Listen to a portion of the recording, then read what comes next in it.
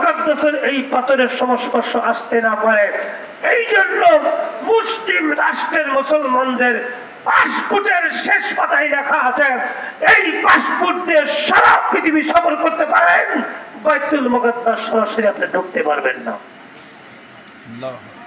নবীজির এই মেরাজের ঘটনা আমাদের চেয়ারম্যান সাহেব 27 বছর কথা বলছে, 100% সত্য কথা, হাদিস কোরআনের কথা। লাইলান আই ওয়াক্তান কলিলা, রাত্রে সামান্য সময়। হুজুর সামান্য সময় কতটুকু বলে হেরেবে কাবাতে নবীজি ইমামতি করছেন এশারে। নামাজ পড়া বাইতুল মুকাদ্দাস গেছেন ওখান থেকে বোরাকে, রব-রবের 7 আসমান, 8টা জান্নাত, 7টা জাহান্নাম ইন্সপেকশন করে পরিদর্শন করে ঘুরে ঘুরে নবীজি এসে ফজরের নামাজ আবার হেরেমে কাবাতে পড়াইছেন। এশারের নামাজ আপনাদের মসজিদে পড়ায়, টাঙ্গাইলে আপনি এখান থেকে পায়ে হেঁটে যায়, ওখান থেকে ঘুরে এসে ফজর নামাজ পড়া বেরবে, কথা পায় না। মহিষুটিতে ইতি ঘুরে এসে বেরবেন না, কথা পান। এই মহিষুটি হেঁটে দেবেন, হেঁটে আসবেন, তাই তো ফজর নামাজ পড়া পারবেন না। কিন্তু আল্লাহর পয়গম্বর কান্না পাক সুদীর্ঘ 27 বছর ঘুরেছেন, রাত্রে সামান্য সময় ঘুরেছেন।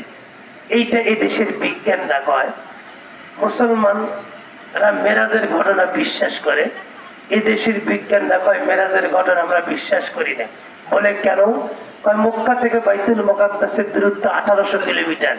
সেখান থেকে মোহাম্মদ চলে গেছেন বাইতুল মুকাদ্দাস, ওখানটা নামাজ পড়াইছেন।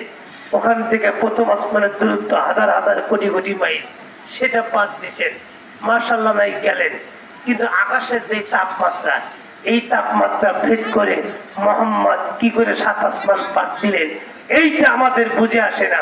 সম্মানিত সুধী, এ প্রসঙ্গে আমার ছোট্ট বলার একটা ক্ষুদ্র ম্যাজিকের কথা আমি আপনাদেরকে বোঝানোর জন্য যুক্তি দিচ্ছি। সেটা হলে এই, আমার বয়স যখন 12-14 বছর, আমি ইবতেদায়ী মাদ্রাসা ক্লাস 4-5-এ পড়ি।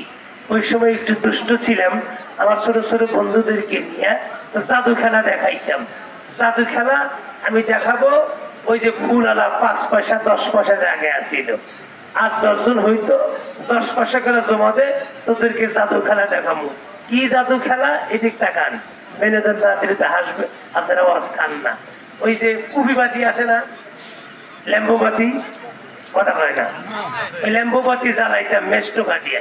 জ্বালা বাতির পলটা সলটা উপর মুখ তুলে দিতাম, বাতি ধাও ধাও করে মশালের মতো, আগে যাওয়া চাষকর বাজারে লবণ বেছে মশাল লাগায়, মশালের মতো জ্বলতেছে।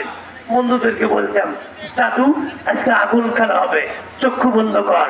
চক্ষু বন্ধ করছে, চক্ষু খোল, সবাই টানা টানা করে চা থাকবি। বাতি আমি এইরকম করে সুদ করে টান দিই। যখন বাতি জোরে টান দেই, বাতির আগুন নিবে, পলটার সাথে চামড়া লাগে। আমার বন্ধুর স্পিডে টান দেই, আর আমার শরীরে কোনো স্কিনে কোনো চামড়া কোনো লোম আগুনের তায়ে পড়ে না। এইরকম করে বেশ কয়েকদিন পয়সা কামাই করে শুরু করলাম। আব্দুল সোবাহান লুৎফর সাহেবের ছেলে, আমারই বন্ধু, ওই একদিন করে খায়ের ভাই 10 পয়সা করে না, আমি তোমাকে 2 টাকা দেবো, কিন্তু বাতি আমি টানবো। বাতি কে টানবো? আব্দুল সোবাহান টানবো। টাকা আমি তোমাকে 2 টাকা দেবো, 10 পয়সা করে 20 জনের কাছ থেকে 2 টাকা নেওয়ার দরকার নাই, টাকা 2টা আমি দেবো, বাতি টানবো আমি। তার মানে ও পাতি আস্তে আস্তে টানুক, আমার চামড়া সব বোনা যায়। কথা বলেন, এ